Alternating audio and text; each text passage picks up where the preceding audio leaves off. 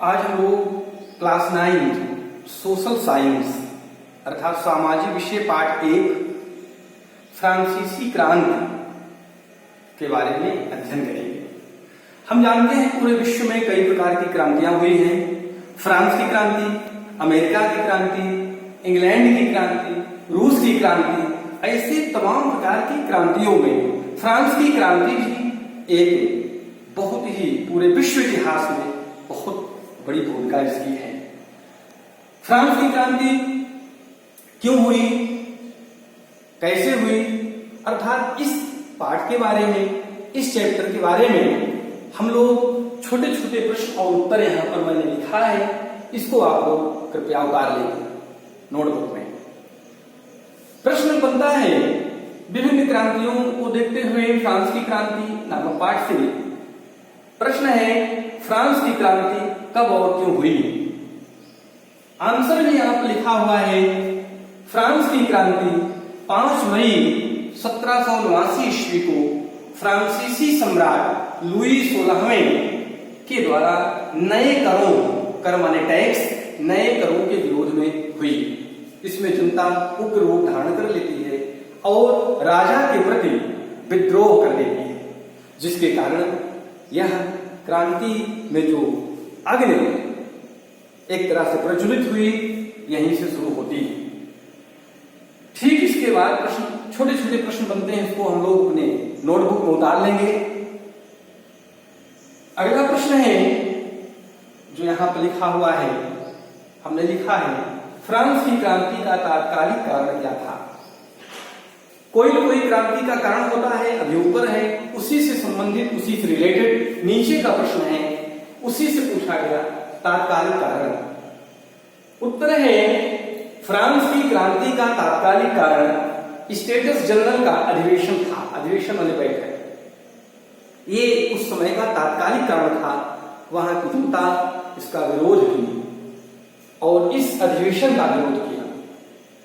Next question है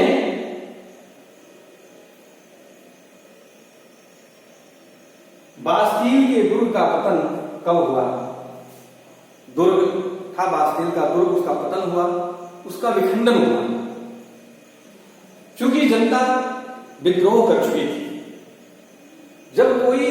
जब वहां किसी भी देश की जनता विद्रोह कर देती है राजा के प्रति, जब उसके अनुसार जनता या पब्लिक के जहां हित नहीं है, उसके हित के प्रतिकूल जब कोई व्यवहार राजा या शासन अथवा कोई भी सम्राट करता है, तो जनता निश्चित रूप से विद्रोह करती है। कोई भी देश हो, कोई भी विश्व का किसी भी देश का इतिहास हो, वहां पर अगर कोई भी विद्रोह हुआ है तो कहीं कहीं शासन या सत्ता के विरोध में ही विद्रोह हुआ है, उसके विरोध, उसका अपोज हुआ है, और यह अपोज जनता ने किया, उस देश की जनता के द्वारा होता है, और सरकार को झुकना पड़ता है। सरकार को अपने नियम में, अपने संविधान में अथवा अपने कार्य पद्धति में सुधार करना पड़ता है, परिवर्तन करना पड़ता है, संशोधन करना पड़ता है।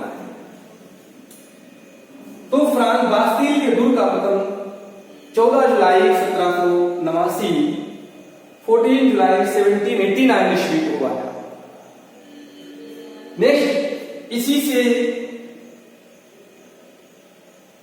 इसी कड़ी में जो आगे का प्रश्न है, आप सब लिखते जाएंगे अपने नोटबुक में और इसे उतारेंगे।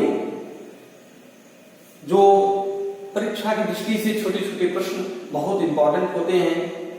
अभी कुछ संशोधन हुआ है, कुछ पाठ्यक्रम को और कम किया गया है सरकार के और शिक्षा विभाग और शिक्षा मंत्री के द्वारा अथवा एक समिति और बैठक के माध्यम से। तो फ्रांस की क्रांति है इसमें, इसलिए पाठ 1 क्लास 9 फ्रांस की क्रांति से ही प्रारंभ होता है। फ्रांस की क्रांति की भूमि पर कैथोलिक, रोमन कैथोलिक चर्च, यहां रोमन कैथोलिक होना चाहिए, Roman Catholic church Roman Catholic church पर कितने भाग पर अधिकार था,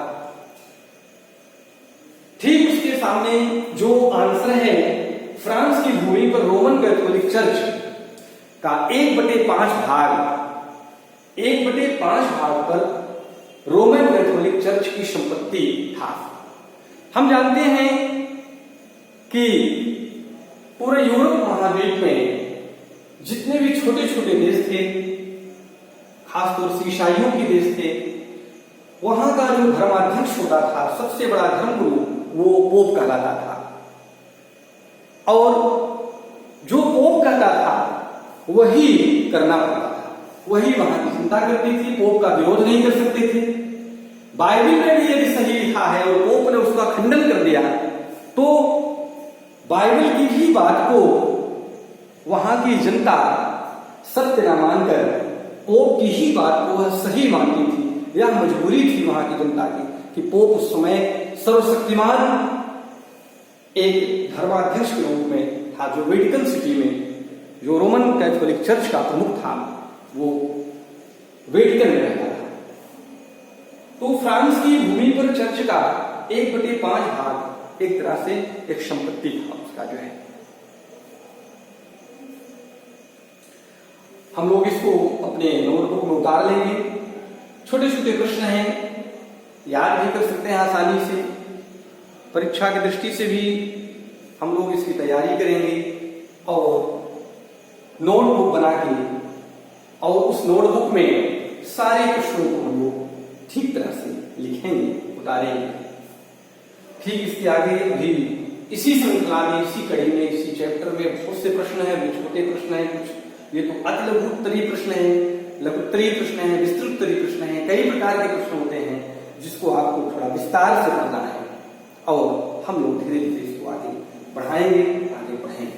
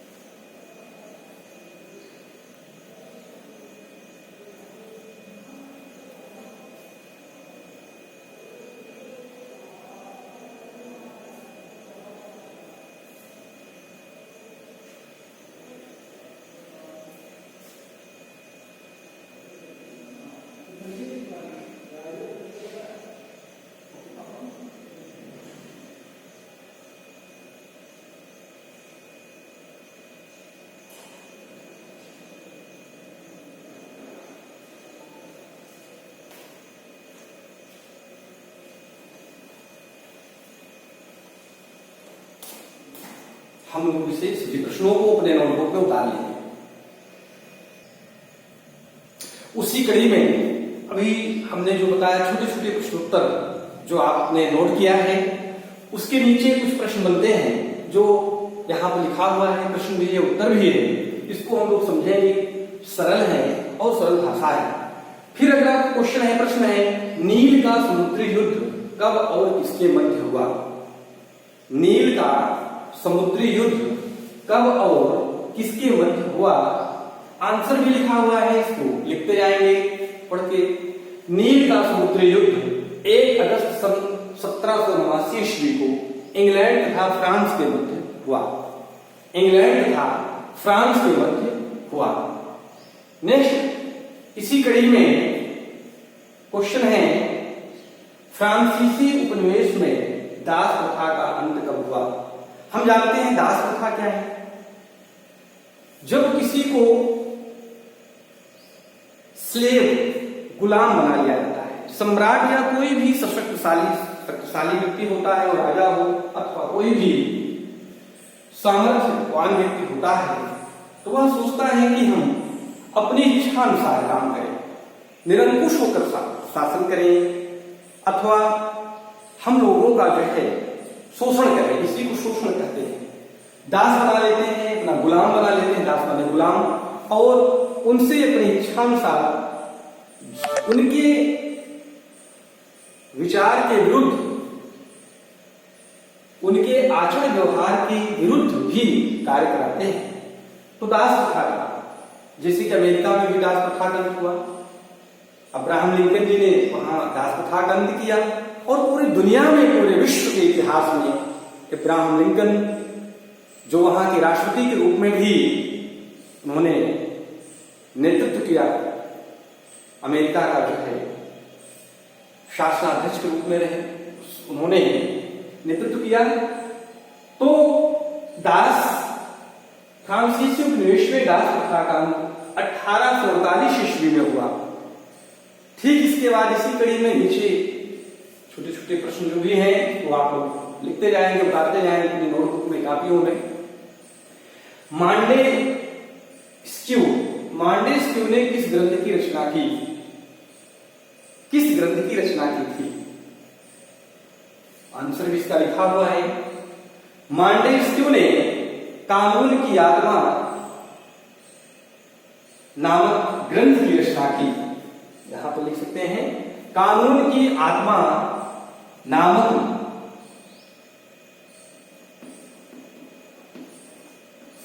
ग्रंथ की रचना की। इस प्रकार फ्रांस की क्रांति में अभी छोटे छोटे प्रश्नोत्तरी के रूप में आपने कुछ जानकारी किया।